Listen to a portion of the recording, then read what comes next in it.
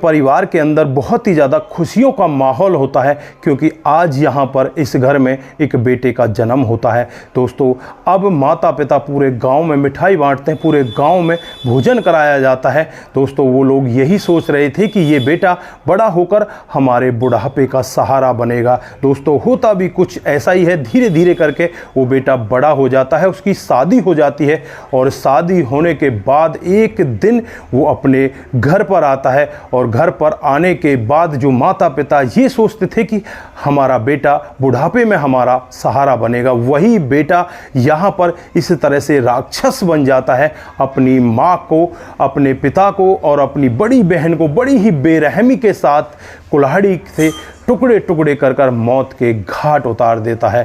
दोस्तों, यहाँ पर एक बहुत बड़ी वजह छुपी थी जिस वजह से यहाँ पर इस बेटे ने ऐसा कदम उठाया था। अगर उस वजह को आप भी जानना चाहते हैं तो वीडियो को ज़रा सा भी स्किप ना करें, लास्ट तक वीडियो को ज़रूर देखिएगा। दोस्तों, आगे बढ़ने से पहले हमारी वही रिक्वेस्ट कि जो हमारे चैनल के साथ नए हैं कृपया करके चैनल को फॉलो कर लें, बेल आइकन को ज़रूर प्रेस करें। नमस्कार, जय हिंद। आप देख रहे हैं APH न्यूज़ राहुल रावत के साथ। दोस्तों, आज की जो हकीकत की घटना आप लोगों को बताने जा रहा हूँ, उत्तर प्रदेश में एक ज़िला पड़ता है गाजीपुर और इसी का एक टिलिया गांव है। ये टिलिया गांव की 27 जुलाई शाम को करीब 4 बजे का वाक़या होता है जब एक घर के अंदर से बहुत ही तेज़ चीखने की आवाज़ें आ रही थी।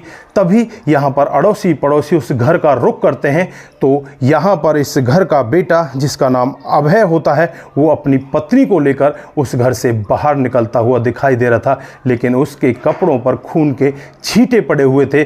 दोस्तों, जो यहाँ पर अड़ोसी पड़ोसी होते हैं घर के अंदर जाकर देखते हैं तो घर के अंदर का जो नज़ारा होता है वो बहुत ही ज़्यादा भयावह होता है। कई महिला तो यहाँ पर उस नज़ारे को देखकर बेहोशी की हालत में आ जाती हैं। दोस्तों, था ही वहाँ पर ऐसा मामला जो यहाँ पर इस घर का मुखिया था जिसका नाम शिवराम, जिसकी उम्र 70 साल थी। उसकी गर्दन धड़ से अलग थी, उसके हाथ अलग कटे हुए थे। दोस्तों, यहाँ पड़ोस में ही उसकी पत्नी पड़ी हुई थी, उसका भी ऐसा ही कुछ हाल था। उसका नाम जमुना देवी, जिसकी उम्र 65 साल। दोस्तों, यहाँ पर एक और इनकी जो बेटी होती है जिसका नाम कुसुम, जिसकी उम्र 37 साल। दोस्तों, उसके भी इसी तरह से टुकड़े हुए पड़े थे।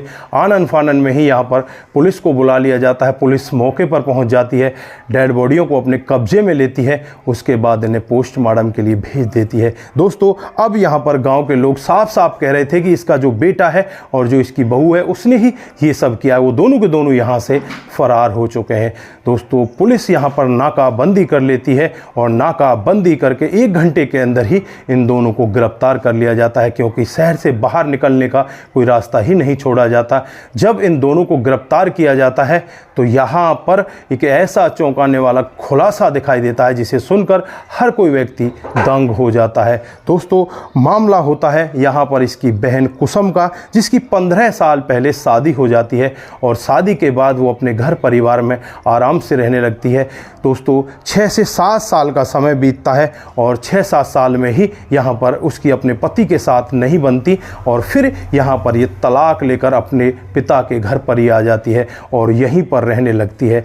यहाँ पर रहकर कुसुम एक मेडिकल स्टोर चलाया करती जो रेलवे स्टेशन के पास है, वहीं पर वो अपने गुजारा किया करती। धीरे धीरे समय बीत रहा होता है और एक दिन का वाक़या होता है जब यहाँ पर जो पिता होते हैं अपनी प्रॉपर्टी में से कुछ प्रॉपर्टी का हिस्सा इस कुसुम के नाम कर देते हैं। तो यहाँ पर बेटे को बहुत ज़्यादा बुरा लगता है। बेटा अपने बाप से कहने लगता है कि तुमने ऐसा क्यों किया, तुमने मुझे ये प्रॉपर्टी देनी चाहिए थी और ये तो प्रॉपर्टी बहुत अच्छी है, तुमने मेरी बहन को ये प्रॉपर्टी क्यों दे दी। इस तरह से आपस में इनका कई दिन से झगड़ा चल रहा था, लेकिन यहाँ पर पिता यही कहते हैं कि ये बहन भी अब इसी घर का हिस्सा है, ये अपनी ससुराल में तो अब नहीं जा रही, तो इसका प्रॉपर्टी पर हिस्सा बनता है और मैंने इसको हिस्सा देकर कुछ गलत नहीं किया। दोस्तों, 27 जुलाई का वाक़या होता है, करीब करीब 2:30 से पौने 3 बजे का वक्त रहा होगा जब यहाँ पर आपस में पिता और बेटे की बातचीत हो रही थी।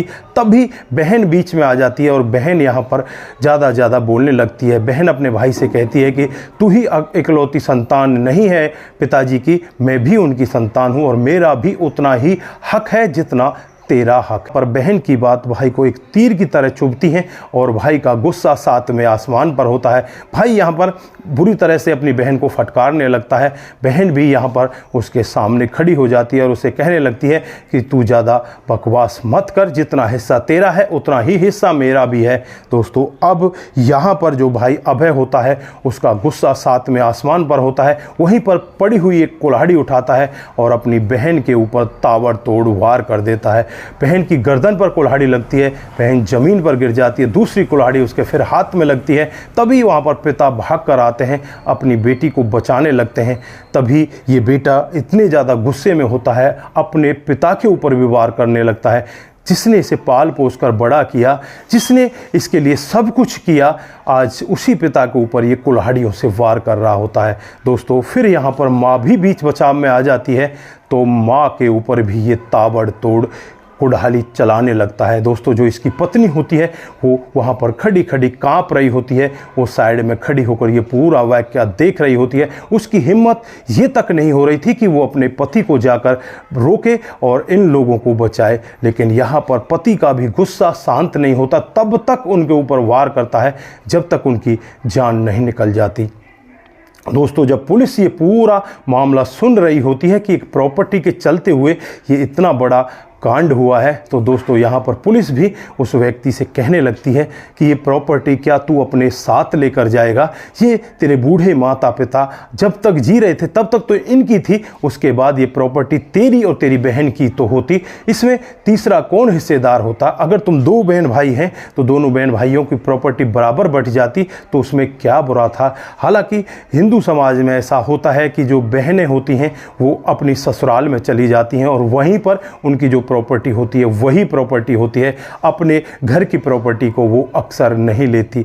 लेकिन यहाँ पर ये बहन तलाक करके अपने पापा के घर आ जाती है, तो यहाँ पर रहने लगती है। अब इसे गुजारे के लिए कुछ ज़मीन तो चाहिए होती, तो इसलिए पिता ने यहाँ पर इसको कुछ ज़मीन दे दी। तो बेटे को ये सब नागवारा लगा और बेटे को लगा कि पिता ने ये बहुत ही गलत काम किया है। पहले तो उस बहन को बड़ी बेरहमी के साथ मौत के घाट उतार दिया। उसके बाद जब पिता बचाने के लिए आया तो पिता के ऊपर भी वो उसी तरह से ताबड़तोड़ टूट पड़ता है। दोस्तों माँ भी जब बचाने के लिए आती है तो माँ को भी वो नहीं बख्शता। दोस्तों वो लड़का एक बेटी से बहुत बड़ा हैवान, बहुत बड़ा शैतान, इसे राक्षस कहा जाए तो वो भी कम नहीं होगा, वो राक्षस बन जाता है। और यहाँ पर अपनी राक्षस वृत्ति के कारण ही तीन लोगों को इस जहां से विदा कर देता है। अब वो प्रॉपर्टी क्या जेल में बैठकर उस पर राज करेगा?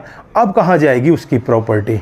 अब तो वो खुद जेल के अंदर चला गया और अब वो लगता है कि सदा सदा जेल के अंदर ही रहे। उसकी पत्नी भी शायद उसे छोड़कर अब चली जाए, क्योंकि ऐसे व्यक्ति के साथ उसकी पत्नी कब तक रहेगी, क्योंकि वो तो जेल में रहेगा।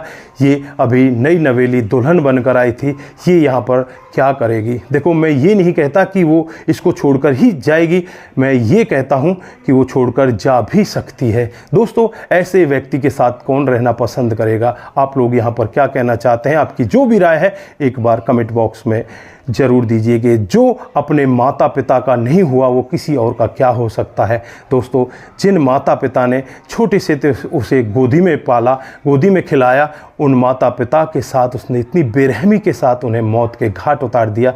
दोस्तों ऐसे व्यक्ति के साथ किस तरह का यहाँ पर न्याय होना चाहिए, उसे किस तरह की सज़ा मिलनी चाहिए, आप लोग कमेंट बॉक्स में ज़रूर दीजिएगा। दोस्तों आज के लिए बस इतना ही, फिर मिलते हैं किसी नए मूड के साथ। तब तक के लिए आप अपना ख्याल रखें, परिवार का ख्याल रखें, सतर्क रहें, सावधान रहें। नमस्कार, जय हिंद,